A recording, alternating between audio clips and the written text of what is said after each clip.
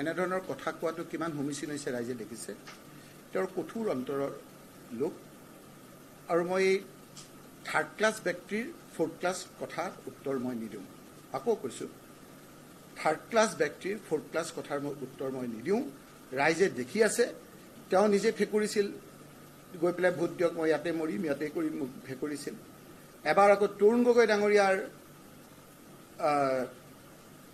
ঢুকোৱাৰ সময়ত তাত যাওঁতে যেতিয়া হাঁহি ধেমালি কৰি আছিল, তেওঁ কাণত কৈছিল তেওঁ এজনে যে আপুনি অকণমান কান্দি দেখুৱাওক, তেতিয়াহে তেওঁ এইবিলাক আৰ্টিফিচিয়েল কান্দিছিল নে নাই মই আপোনালোকক ভিডিঅ' দেখাই দিম।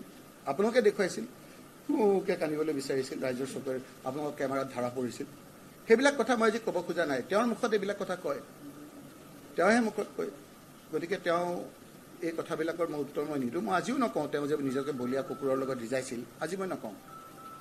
তেওঁহে কৈছিল মই বলীয়া কুকুৰ বুলি, মই এই কথা কোৱা নাই, আজি নকওঁ। মই এইবিলাক কথা মোৰ মুখেদি নোলায়। Thank U.